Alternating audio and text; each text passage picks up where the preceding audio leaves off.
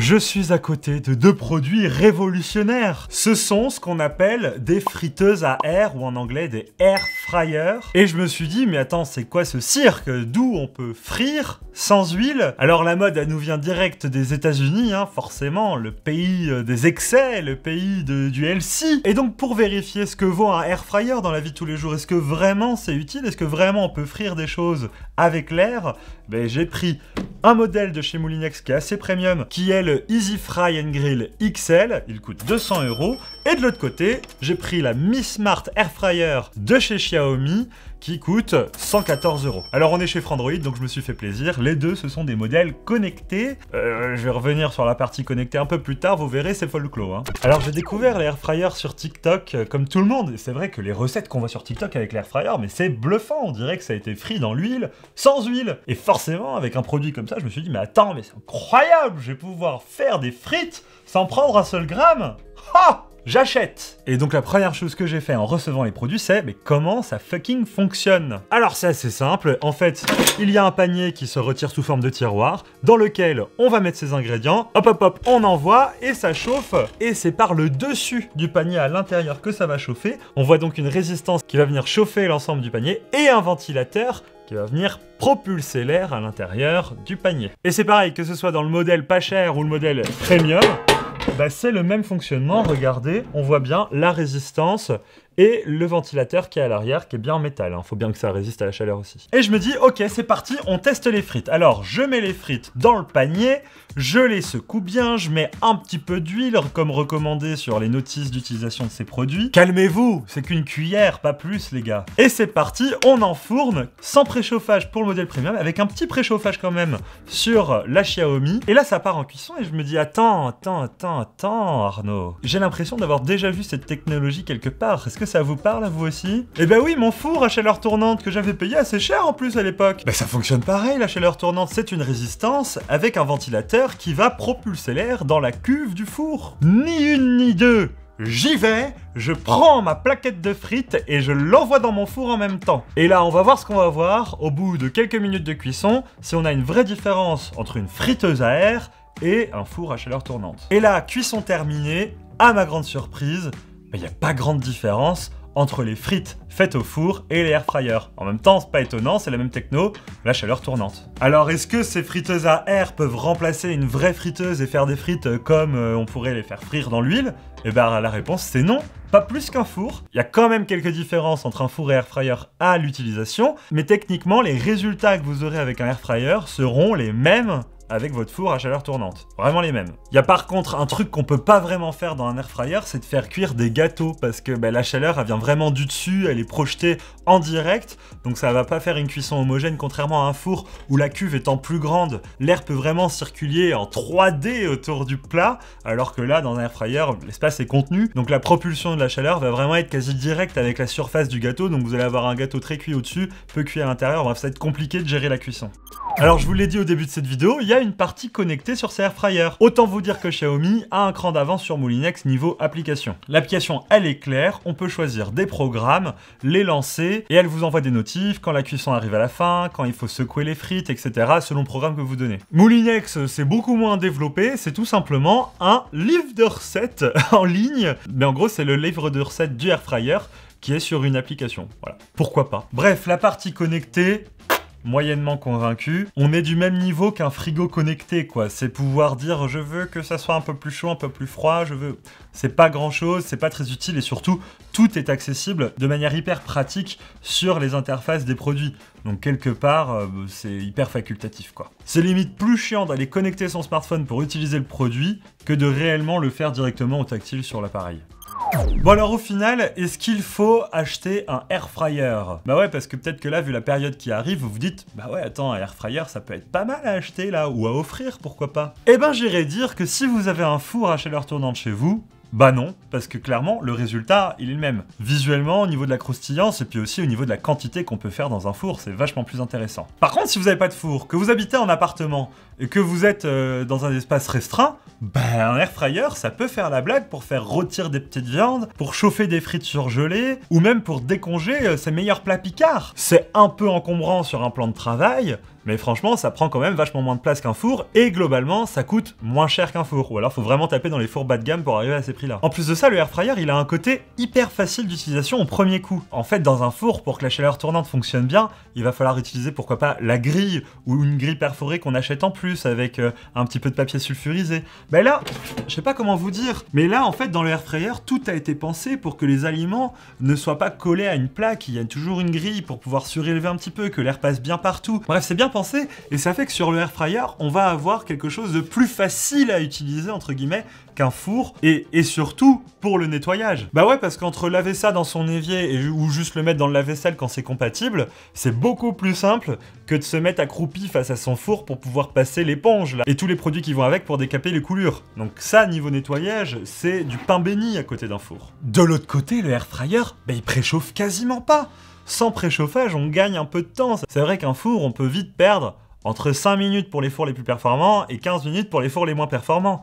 Alors que là, c'est vrai que, surtout pour le Moulinex, moins pour le chien, on met dedans directement et sans préchauffage. La résistance s'allume direct et ça chauffe avec le ventilateur. En même temps, c'est normal qu'il n'y ait pas besoin de préchauffage, vu la taille du panier par rapport à la taille d'une cuve d'un four. Pour monter à 200 degrés, ça prend bien moins de temps dans un petit espace comme ça.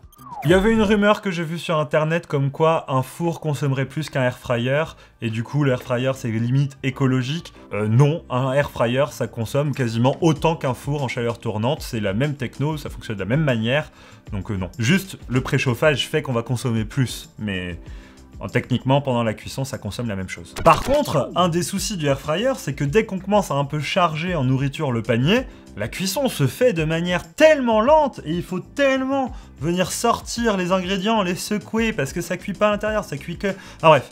Sur une plaque de four, c'est vrai qu'on a de la place, on peut étaler, on peut faire des maxi gratins, on peut faire plein de choses, mettre des grosses pizzas, là-dedans on peut pas. On va étaler quelques pommes de terre, le but c'est toujours de les espacer pour bien que les pommes de terre ou les produits prennent toute la chaleur qui est à disposition. Si on met tout en tas comme ça fonctionne pas, il n'y a rien qui rentre à l'intérieur du tas. Donc ça implique sur l'air fryer de venir régulièrement secouer le panier comme ça, et c'est vrai que c'est un peu relou. Mais en vrai, dans un four aussi, on vient remuer de temps en temps les frites qui sont sur la plaque, ça n'empêche pas. Mais c'est vrai que dans le air fryer, c'est particulièrement contraignant, surtout si on est beaucoup à manger. Du coup, est-ce que je valide ce air fryer?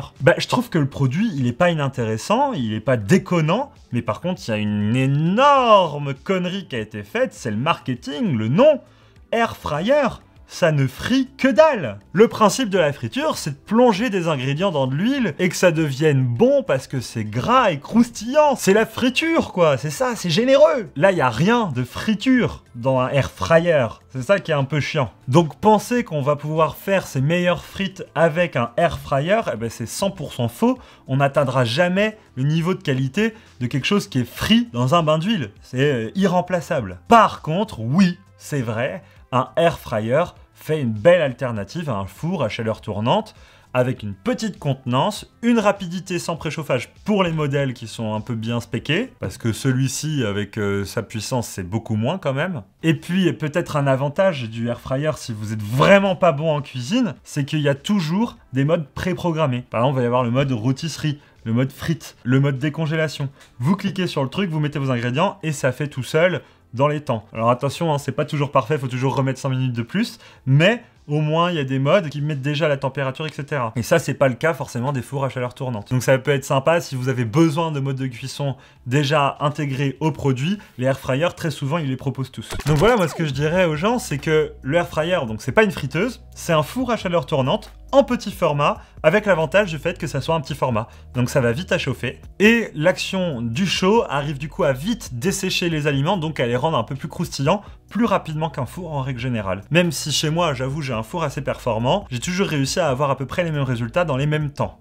Donc ça dépend des fours aussi. Ce que va proposer le modèle premium de Moulinex en plus, déjà, c'est une résistance un peu plus puissante, donc pas de préchauffage, mais aussi une petite plaque qu'on va mettre dans le panier pour pouvoir venir séparer les aliments quand on fait plusieurs types d'aliments en même temps. Chez Xiaomi, on est un peu plus basique, on est dans un panier bien plus petit, mais avec une petite grille qui est sympathique pour pouvoir mettre une viande par exemple. Par contre, ce que j'aime bien chez Xiaomi, c'est qu'il y a une vitre à l'avant pour pouvoir regarder ce qui se passe dedans. Ça, c'est sympa. Alors que chez Moulinex, il faut ouvrir pour regarder. Bah maintenant, pour savoir si tu es fait pour avoir un airfryer chez toi, je te propose de répondre à ce questionnaire dans ta tête et tu mettras dans les commentaires ta réponse. 1. Est-ce que tu vis seul ou à deux en appartement très petit? Si oui, alors peut-être que l'airfryer est pour toi, sinon, je pense que tu as déjà un four et qu'il fera largement l'affaire face à un airfryer.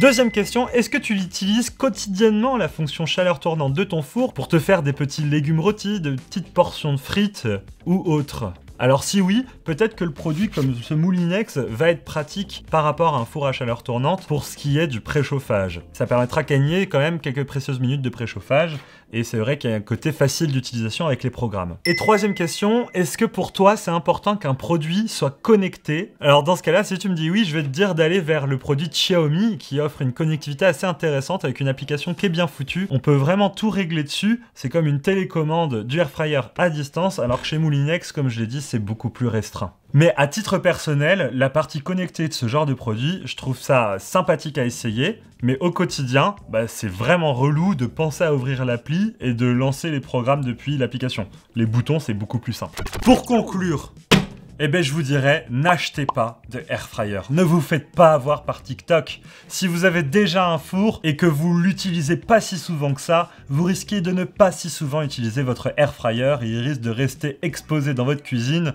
et prendre de la place sur votre plan de travail pour rien. Et si, et seulement si, vous répondez à tous les critères que j'ai donnés avant, alors je pense que le airfryer est fait pour vous. Mais c'est fascinant parce que ce produit, en quelque sorte, c'est nouvellement à la mode. C'est pas nouveau comme concept, mais c'est nouvellement à la mode grâce aux réseaux sociaux et il y a une vraie recrudescence de airfryer et ça vient tout droit des États-Unis avec beaucoup de recettes qui sont faites sur TikTok, sur Shorts et Instagram et qui encouragent le marketing de ce nom friteuse à air alors que c'est 100% faux. C'est tout simplement une chaleur tournante. Bref, merci d'avoir regardé cette vidéo, j'espère que ça vous aura aidé à mieux comprendre ce que sont ces produits et s'ils sont pour vous. J'ai failli succomber à m'en acheter un à plusieurs reprises et à en acheter à ma sœur, à mes parents, à leur demande pour des cadeaux et j'avoue que j'ai refusé. J'ai dit non, tu n'en as pas besoin maman, t'as déjà un four, tu t'en sers jamais, ça va servir à rien. Voilà. Bref, vive la cuisine, vive la technologie, c'est quand même sympa de découvrir ce genre de nouveaux produits ici chez Frandroid. N'hésitez pas à nous dire dans les commentaires si vous en possédez un chez vous, est-ce que vraiment vous en servez au quotidien et pourquoi faire, je trouve ça intéressant. Dans tous les cas, on se retrouve sur tous les réseaux et particulièrement sur Twitch où on fait des lives tous les jours et n'hésitez pas à venir poser vos questions, on y répondra avec grand plaisir. Vive la cuisine, vive la tech, ciao!